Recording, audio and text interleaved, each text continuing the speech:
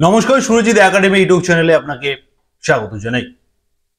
আজকের আমাদের প্রত্যেকের জীবনের দৈনন্দিন জীবনে অত্যন্ত প্রয়োজনীয় একটি বিষয় নিয়ে আমরা আজকের এই প্রতিবেদন করছি, যেটাকে বলা হচ্ছে যে ইউপিআই পেমেন্টের 7টি নতুন পরিবর্তন এসছে। অতএব আজকালকার দিনে আমরা প্রত্যেকেই কম বেশি আমাদের স্মার্টফোনের মাধ্যমে ডিজিটাল পেমেন্টে আমরা জড়িয়ে পড়ছি, অর্থাৎ বিভিন্ন কিছু কেনাকাটার পারপাসে 5 টাকা 10 টাকা থেকে শুরু করে আমরা আরো বেশি অ্যামাউন্টের কিছু কেনাকাটা করলে আমরা PhonePe, Google pay, Paytm pay কিংবা বিভিন্ন ব্যাংকিং ইউপিআই অ্যাপসগুলো ব্যবহার করে আমরা ডিজিটাল পেমেন্ট করে আমরা আজকাল কেনাকাটা করছি। একটা সময় যখন নতুন এই সিস্টেমটা আনা হয়েছিল যে এই ডিজিটাল পেমেন্ট সিস্টেম আনা হবে, ক্যাশলেস সিস্টেম আনা হবে, তখন আমাদের মধ্যে অনেকেই বলেছিলাম যে এই সমস্ত আমাদের দ্বারা হবে না। আমরা সেই পুরোনো দিনের মানুষ, যারা নতুন জেনারেশন, ইয়াং জেনারেশন যারা, তারা এইসব করবে, আমরা পকেটে ক্যাশ নিয়ে যাব, গিয়ে পেমেন্ট করব, এভাবে আমরা করব। এই ফোনপে, গুগল পে বা এই পেমেন্ট এগুলো আমাদের দ্বারা হবে না। কোথায় টাকা পয়সা, কোথায় কি যাবে, কি হবে, কেটে নেবে, এরকম নানান চিন্তা ভাবনা বা নানান মন্তব্য, নানান এই ধরনের কথাবার্তা আমরা কিন্তু বলেছিলাম। কিন্তু ভারত সরকারের রিপোর্ট অনুযায়ী ভারতবর্ষে এক মাসে 12 বিলিয়ন ট্রানজেকশন হয়েছে। অতএব 1200 কোটি ট্রানজেকশন হয়েছে। অতএব 1200 কোটি টাকা নয়, 1200 কোটি বার ট্রানজেকশন হয়েছে এক মাসে ভারত সরকারের। অতএব ভারত সরকার ভাবছে যে এখন এই ট্রানজেকশন, অতএব এই যে ডিজিটাল মোডে যে ট্রানজেকশন, এই ট্রানজেকশনের এই যে phone pay, Paytm pay, Google pay বা বিভিন্ন ব্যাংকিং অ্যাপস গুলো ব্যবহার করে, যেটাকে আমরা ইউপিআই ট্রানজেকশন বলছি, ইউনিফাইড পেমেন্ট ইন্টারফেস, এই যে ট্রানজেকশন বলছি, এই ট্রানজেকশন সারা বিশ্বে নয়, ভারতবর্ষেও দ্রুততার সঙ্গে বাড়তে চলেছে, মানে বেড়েই চলেছে, দ্রুততার সঙ্গে বেড়েই চলেছে। ফলে এই ইউপিআই সিস্টেমে নতুন করে 7টি নতুন নিয়ম আনা হয়েছে। এমনটা হয় না যে আমরা পেমেন্ট করতে গিয়ে অনেক সময় দেখা গেছে যে আমাদের অ্যাকাউন্ট থেকে টাকা কেটে গেছে, কিন্তু যাকে আমরা পেমেন্ট করেছি তার কাছে সেই টাকাটা পৌঁছায়নি। এর ফলে আমাদেরকে নানান সমস্যার সম্মুখীন হতে হয়। ধরুন কোথাও একটা আমরা খুব গুরুত্বপূর্ণ জায়গায় আমরা এই অনলাইন পেমেন্ট করছি, পেমেন্ট করতে গিয়ে টাকাটা আপনার অ্যাকাউন্ট থেকে কেটে গেল, কিন্তু আপনি যাকে পেমেন্ট করেছেন তার অ্যাকাউন্টে সেই টাকাটা পৌঁছালো না। যখন তিনার অ্যাকাউন্টে টাকাটা পৌঁছবে না, তখন কিন্তু তিনি আপনাকে ছাড়বেন না, আপনাকে দাঁড় করিয়ে রাখবেন যে আমার অ্যাকাউন্টে আগে টাকাটা আসুক, তারপরে আপনাকে ছাড়বো। আর এদিকে আপনি সেকেন্ড টাইম ট্রানজেকশন করার সাহস পাচ্ছেন না, কারণ আগের টাকাটা কেটে বেরিয়ে গেছে আপনার অ্যাকাউন্ট থেকে। আবার ট্রানজেকশন করবো, এতগুলো টাকা কোথায় পাবেন যদি বেশি টাকা ট্রানজেকশন হয়, কিংবা যদি কম টাকারও হয়ে থাকে, সেক্ষেত্রে আপনি দ্বিতীয়বার ট্রানজেকশন করার আর সাহস দেখাতে পারছেন না, কারণ আবার পেমেন্ট করতে যাব, তাহলে আগের টাকাটা কি হবে। এই রকমের সমস্যার সম্মুখীন আমরা কিন্তু হয়ে থাকি যারা আমরা এই ইউপিআই বা ডিজিটাল পেমেন্ট সিস্টেমটাকে ব্যবহার করছি PhonePe, Google pay, Paytm pay ইত্যাদি অ্যাপসের মাধ্যমে। এই প্রতিবেদনের মাধ্যমে আপনাদের যে নতুন নিয়ম আনা হয়েছে আরবিআই তরফে, এনপিসিআই তরফে, অর্থাৎ national payment corporation of India, যারা কিনা ভারতবর্ষের প্রত্যেকটি ট্রানজেকশন, প্রত্যেকটি যে ইউপিআই ট্রানজেকশনকে কন্ট্রোল করছে, সেই এনপিসিআই তরফে 7টি গুরুত্বপূর্ণ নিয়ম আনা হয়েছে। আপনারা যারা এই সমস্ত অ্যাপসগুলি ব্যবহার করছেন, আপনাদের এই বিষয়টা জেনে রাখা অত্যন্ত প্রয়োজন। তার সঙ্গে সঙ্গে আপনারা এই প্রতিবেদন শেয়ার করে আপনাদের ফ্যামিলির, আপনাদের বন্ধু বান্ধব, আপনাদের বাড়ির লোকজনকেও জানাতে সাহায্য করবেন যে এগুলো জেনে রাখুন, কারণ এইগুলোর ওপরেই কিন্তু আমরা বর্তমান দিনে বিভিন্ন দ্রব্য কেনাকাটা করছি। ফলে এই রুলস গুলো জেনে রাখা প্রয়োজন। আসুন আপনাদেরকে ওয়ান বাই ওয়ান 7টি যে নতুন নিয়ম এসেছে সেই নিয়ম সম্পর্কে ক্লিয়ার ইনস্ট্রাকশন দিই বা ক্লিয়ার করে বোঝানোর চেষ্টা করি। তবে তার আগে যারা সুরজিৎ একাডেমি ইউটিউব চ্যানেলে এখনো সাবস্ক্রাইব করেননি, প্রথমত আপনারা সাবস্ক্রাইব করুন, পাশে থাকা নোটিফিকেশন বেল বাটন অন করুন এবং এই গুরুত্বপূর্ণ ভিডিও, গুরুত্বপূর্ণ প্রতিবেদন আপনার বন্ধু বান্ধবদের শেয়ার করে সবাইকে জানাতে সাহায্য করুন। এবারে দেখুন, আপনাদের স্ক্রিনের বাম দিকে আমি 7টি নিয়ম লিখে রেখেছি। প্রত্যেকটি টপিককে আপনাদের সামনে আমি এক্সপ্লেন করব।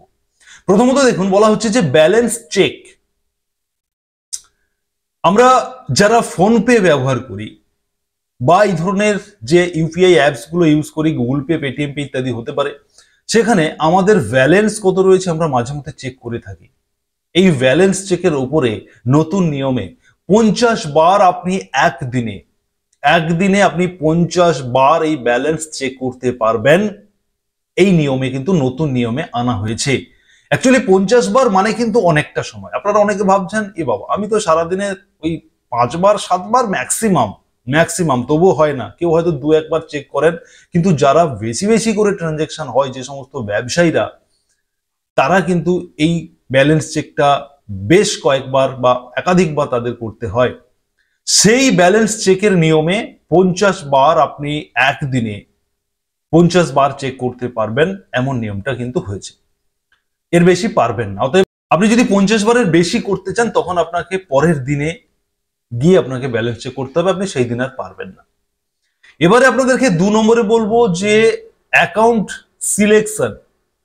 অ্যাকাউন্ট সিলেকশনটা হচ্ছে যে আপনারা যারা এই ইউপিআই পেমেন্ট ব্যবহার করেন বা এই যে অ্যাপস গুলো ব্যবহার করেন, আপনাদের অনেকগুলো অ্যাকাউন্ট আপনারা অ্যাড করে রেখেছেন। আমি যাদেরকে টাকা পাঠাচ্ছেন সেই অ্যাকাউন্টের কথা বলছি না, আপনার নিজস্ব অ্যাকাউন্ট গুলোকে আপনি ধরুন, আপনার এসবিআই এর অ্যাকাউন্ট, আপনার পাঞ্জাব ন্যাশনাল ব্যাংকের অ্যাকাউন্ট বা আপনার ইন্ডিয়ান ব্যাংকের অ্যাকাউন্ট, এরকম 2-3টে অ্যাকাউন্ট আপনার রয়েছে। আপনি সেই প্রত্যেকটা অ্যাকাউন্টকে আপনি আপনার ফোন পের অ্যাকাউন্টে সিলেক্ট করে রেখেছেন, মানে 3টে থেকেই আপনি ট্রানজাকশন করতে পারবেন। এমনটা যদি আপনি করে থাকেন, সেক্ষেত্রে আপনি যখন টাকা ট্রানজাকশন করতে যাচ্ছেন, তখন টোটাল ওই যে 3টে অ্যাকাউন্ট, আমি এক্সাম্পল হিসেবে 3টে বলছি, যদি আপনার 3টে অ্যাকাউন্ট কিংবা 2টো অ্যাকাউন্ট যদি আপনার সেট করে আপনি রাখেন, যদি সেটিং করে রাখেন, তাহলে টোটাল আপনি 25 বার এই অ্যাকাউন্ট সিলেকশন করার সুযোগ পাবেন যখন আপনি টাকা ট্রানজাকশন করতে যাচ্ছেন। অতএব যখন আপনি কত পেমেন্ট করতে যাচ্ছেন, তখন আপনি সিলেকশন করার অপশন থাকে না যে আপনি কোন ব্যাংক থেকে টাকাটা পেমেন্ট করতে চাইছেন। আপনার 3টে অ্যাকাউন্ট সিলেক্ট মানে আপনি অ্যাড করে রেখেছেন, কোনটা থেকে আপনি পেমেন্ট করবেন সিলেক্ট করার একটা অপশন দেয়। এই যে সিলেকশনটা আপনি সারা দিনে, অতএব একদিনে 25 বার আপনি করার সুযোগ পাবেন। ঠিক তারপরে যখন 25 বার আপনার হয়ে যাবে, ঠিক তারপরে বাই ডিফল্ট যে কোনো একটা অ্যাকাউন্ট অটোমেটিক সেট হয়ে যাবে, যেটা থেকে আপনাকে কিন্তু পরবর্তী ট্রানজেকশন গুলো করতে হবে। অতএব অ্যাকাউন্ট সিলেকশনের বিষয়ে কিন্তু এমনই পরিবর্তন আনা হয়েছে। অতএব এই 25 বার সিলেকশনটা কিন্তু কম নয়। অতএব যারা 25 বারের বেশি ট্রানজেকশন করবেন এক সারাদিনে, তাদের ক্ষেত্রে শুধুমাত্র সমস্যা, না হলে কিন্তু ম্যাক্সিমাম লোকজন যারা নর্মাল পেমেন্ট করে থাকি, সারাদিনে হয়তো 2-3টে ট্রানজেকশন করলাম, 10টা ট্রানজেকশন করলাম, তাদের ক্ষেত্রে অসুবিধা নেই। যারা 25-এর বেশি ট্রানজেকশন করবেন, সেক্ষেত্রে কিন্তু এই অসুবিধাটা হবে যে 25-এর পরে যখন আপনি 26 নম্বর পেমেন্ট করতে যাচ্ছেন, অ্যাকাউন্ট সিলেকশন করতে যাচ্ছেন, তখন কিন্তু বাই ডিফল্ট একটা অ্যাকাউন্ট অটোমেটিক সেট হয়ে যাবে, শুধুমাত্র সেইটা থেকে আপনাকে ট্রানজেকশন করতে হবে, আপনি সিলেকশন করতে পারবেন না। এবারে আসবো 3 নম্বর পয়েন্টে, ফেল ট্রানজেকশন। অনেক সময় কি হয়, আমরা যখন টাকা পেমেন্ট করতে যাচ্ছি, তখন খানিকক্ষণ প্রসেসিং হওয়ার পরে ফেল ট্রানজেকশন বলে একটা নোটিফিকেশন রেড সিগন্যাল দিয়ে আমাদের কাছে দেখিয়ে দেয় যে ট্রানজেকশন ফেলড, এবং ঠিক তার নিচে রিট্রাই বলে একটা অপশন দেওয়া থাকে ফোন পে এর ক্ষেত্রে, বা আপনারা যারা অন্যান্য অ্যাপস ইউজ করছেন আপনারা জানবেন। তো এই যে রিট্রাইটা আপনি সঙ্গে সঙ্গে 3 বার পর্যন্ত আপনি রিট্রাই করতে পারবেন। ধরুন আপনি একটা টাকা ট্রানজেকশন করতে গেলেন, আপনি আপনার যে ইউপিআই যে পিনকোড যেটা রয়েছে, পেমেন্টের যে পিনকোড, ট্রানজেকশন পিন যেটাকে বলা হচ্ছে, সেই পিনটা মেরে দিলেন। এবারে প্রসেসিং হয়ে টাকাটা আপনার অ্যাকাউন্ট থেকে ডেবিট হবে এবং আপনি যাকে পেমেন্ট করবেন তার অ্যাকাউন্টে ক্রেডিট হবে। এই যে যখনই আপনি পিনটা দিয়ে সাবমিট করলেন, ফাইনাল সাবমিটটা করে দিলেন পিনকোডটা দিয়ে, তখন প্রসেসিং হওয়ার পরে, খানিকক্ষণ প্রসেসিং হওয়ার পরে আপনাকে মেসেজ দিয়ে দিল ট্রানজেকশন ফেলড। ঠিক তার নিচে রিট্রাই অপশন থাকে। এই রিট্রাইটা আপনি এইভাবে 3 বার এক সারাদিনে রিট্রাই সিস্টেমে আপনি পেমেন্ট করতে পারবেন। এবারে আসবো 4 নম্বরে, অটো পে। অটো পে মানে হচ্ছে, অনেকে আপনারা বিভিন্ন জিনিস কেনাকাটা করেন ইএমআই সিস্টেমে, ফলে সেই টাকাটা, অতএব ধরুন মাসের আপনি কোনো একটা ডেট সিলেকশন করেছেন যে আমি মাসের 2 তারিখ কিংবা 3 তারিখে আমার অ্যাকাউন্ট থেকে এই টাকাটা অটোপে মানে অটোমেটিক কেটে ওই কোম্পানিতে পেমেন্ট হয়ে যাবে যে কোম্পানির প্রোডাক্ট আপনি কিনেছেন, মানে ইএমআই সিস্টেমের ক্ষেত্রে যেটা হয়ে থাকে। অতএব অটো পে আপনি কোনো পলিসি পেমেন্ট করবেন, আপনি অটো পে সিস্টেম করে রেখেছেন, নির্দিষ্ট ডেটে ওই টাকাটা আপনার অ্যাকাউন্ট থেকে মাইনাস হয়ে যায়। এই যে অটো পে মানে আপনাকে করতে হবে না, একা একা হয়ে যায়। এই যে অটো পে সিস্টেম, এই অটো পে সিস্টেমটা আপনি যেদিন সিলেকশন করবেন করে রাখবেন, সেই দিনই পিক আওয়ারের বাইরে গিয়ে এই টাকাটা ট্রানজেকশন হবে।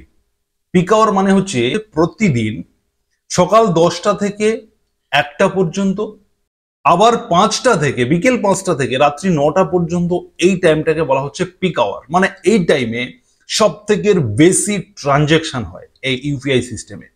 অতএব যখন খুব বেশি ট্রানজেকশন হচ্ছে তখন ইউপিআই সার্ভারগুলো কিন্তু প্রচন্ড ভাবে জ্যাম হচ্ছে, বিজি হয়ে যাচ্ছে।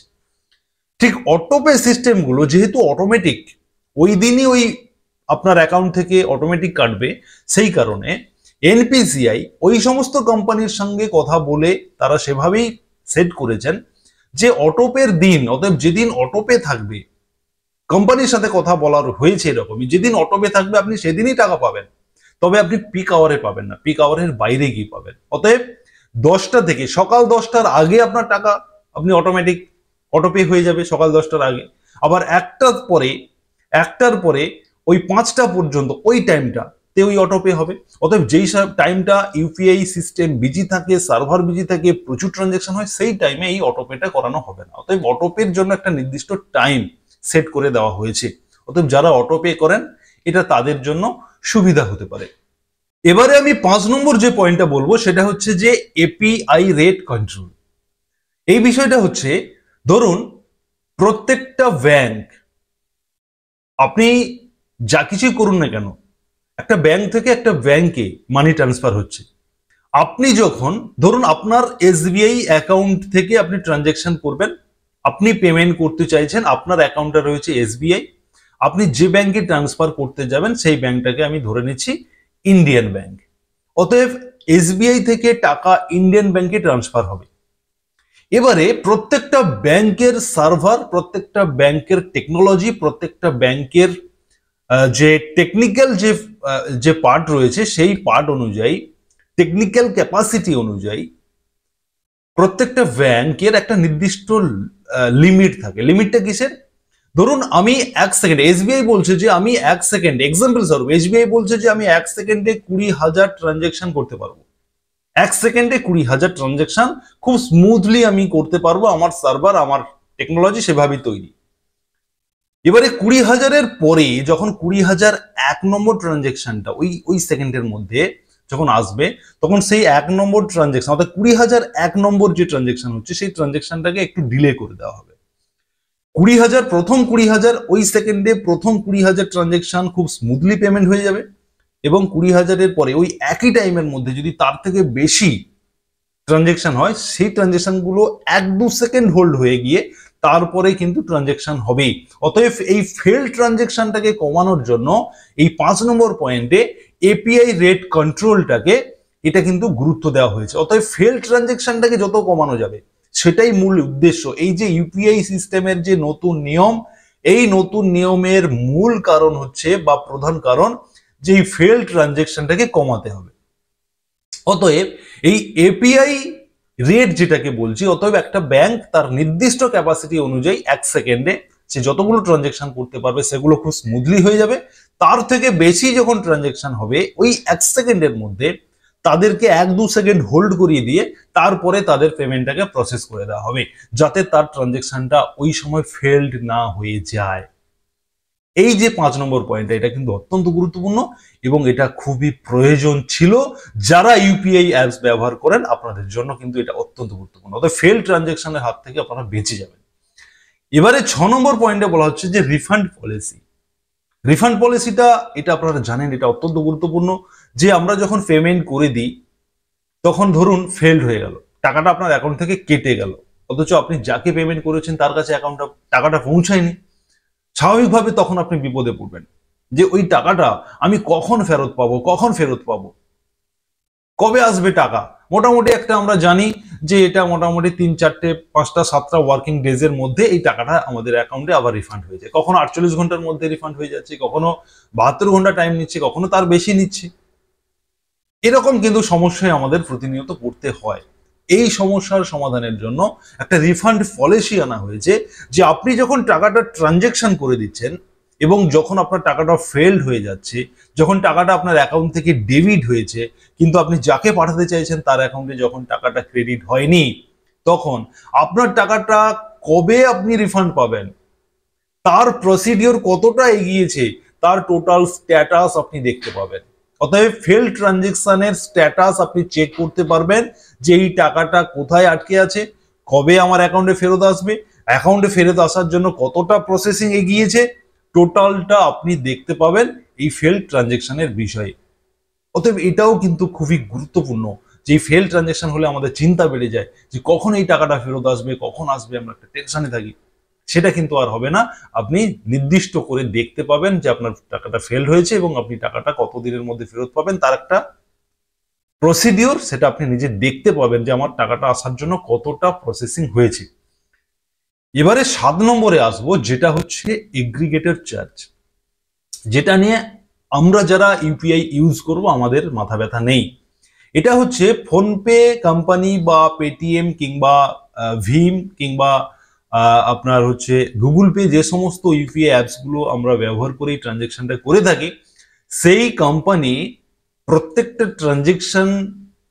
ট্রানজেকশনের উপরে কিছু পয়সা, টাকা নয় কিছু পয়সা এনপিসিআই কে পেমেন্ট করবে। সাপোজ আপনাদেরকে উদাহরণস্বরূপ বলি, ধরুন আপনি একটা 1000 টাকার পেমেন্ট করেছেন, আপনি ফোনপে ইউজ করে পেমেন্ট করেছেন কোথাও, তাহলে এই যে ফোনপে আপনি ইউজ করলেন, এই ফোনপে ইউজ করার জন্য এনপিসিআই ফোনপে কোম্পানিকে কিছু টাকা দেয়। অর্থাৎ ফোনপে কোম্পানির প্রফিটটা কোথায় হবে? এই কমিশন সিস্টেম। অতএব আপনারা যারা ফোনপে ব্যবহার করছেন, আপনি ফোনপে ব্যবহার করে ট্রানজেকশন করছেন, আপনার কাছ থেকে কিন্তু 1 টাকা চার্জ নেওয়া হচ্ছে না, কিন্তু কোম্পানি এনপিসিআই এই কোম্পানিকে প্রত্যেকটা ট্রানজেকশনের জন্য একটা কমিশন দেয়। সেই কমিশন থেকে ফোনপে কে এনপিসিআই কে চার্জ পে করতে হবে, কারণ এনপিসিআই যে এত বড় একটা প্ল্যাটফর্ম, এত বড় একটা যে পেমেন্ট সিস্টেম, যারা সারা ভারতবর্ষের এই ইউপিআই সিস্টেমগুলোকে কন্ট্রোল করছে, এটা যদিও ভারত সরকার দ্বারা নিয়ন্ত্রিত, তো সে কারণে এদের একটা নির্দিষ্ট চার্জ রয়েছে, খরচ রয়েছে, বিভিন্ন এমপ্লয়ি রয়েছে, তাদের বেতন দিতে হয়, এদের সার্ভার রয়েছে, এদের টেকনোলজি রয়েছে, সফটওয়্যার ইঞ্জিনিয়ার রয়েছে, এদের যে একটা খরচ রয়েছে, সেই খরচটা কোথা থেকে আসবে? সেই খরচটা আসবে এই সমস্ত যে অ্যাপস গুলো যেগুলো আমরা ব্যবহার করছি, PhonePe, Google pay, Paytm pay, এই সমস্ত অ্যাপস এই এনপিসিআই কে কিছু পরিমাণ টাকা দেবে, যেটা কিনা এনপিসিআই এর খরচটা, এনপিসিআই যে খরচ, সেই খরচের উপার্জন স্বরূপ এই সমস্ত অ্যাপস এর কাছ থেকে যে টাকাটা নেবে, এটাকে বলা হচ্ছে এগ্রিগেটর চার্জ। এই চার্জটা, এগুলো নিয়ে যারা ব্যবহারকারী তাদের মাথা ব্যথা নেই, তাদের কাছ থেকে 1 টাকা কাটবে না। এটা কোম্পানি, মানে যেটা হচ্ছে ইউপিআই কোম্পানি এনপিসিআই কে এই টাকাগুলো তারা পেমেন্ট করবে, সেটা এনপিসিআই এর সঙ্গে এই ধরনের ইউপিআই কোম্পানিগুলো বুঝে নেবে, ওগুলো আমাদের মাথা ব্যথা নয়। অতএব এই যে সিস্টেম ইউপিআই পেমেন্টের ক্ষেত্রে, ইউপিআই অ্যাপস ব্যবহারের ক্ষেত্রে, ইউপিআই ট্রানজেকশন, ডিজিটাল ট্রানজেকশনের ক্ষেত্রে এই 7টি গুরুত্বপূর্ণ নিয়ম এই মুহূর্তে কিন্তু লাগু হতে চলেছে, এমনটা কিন্তু জানা যাচ্ছে। এবং যারা আপনারা ইউপিআই ইউজ করেন, ডিজিটাল প্ল্যাটফর্মে যারা পেমেন্ট করে থাকেন, আপনাদের কিন্তু এগুলো জেনে রাখা খুবই প্রয়োজন। না হলে আপনারা বিভিন্ন সময় নানান বিপদে পড়বেন, তখন গালাগালি করবেন, সরকারকে গালাগালি করবেন, আরবিআই কে গালাগালি করবেন, অ্যাপস গুলোকে গালাগালি করবেন, কোম্পানিকে গালাগালি করবেন, সঠিক নলেজ না থাকার কারণে। তাই এগুলো আপনারা জানুন এবং আপনার বন্ধু বান্ধবদের শেয়ার করে সবাইকে জানাতে সাহায্য করুন। অতএব যারা এতক্ষণ সুরজিৎ একাডেমি ইউটিউব চ্যানেলে এই প্রতিবেদন শুনছিলেন, আপনাদেরকে সুরজিৎ একাডেমি ইউটিউব চ্যানেলের পক্ষ থেকে ধন্যবাদ জানাবো এবং অবশ্যই বলবো সাবস্ক্রাইব করে রাখুন, পরবর্তী প্রতিবেদন আপনার কাছে পৌঁছে যাবে। ধন্যবাদ।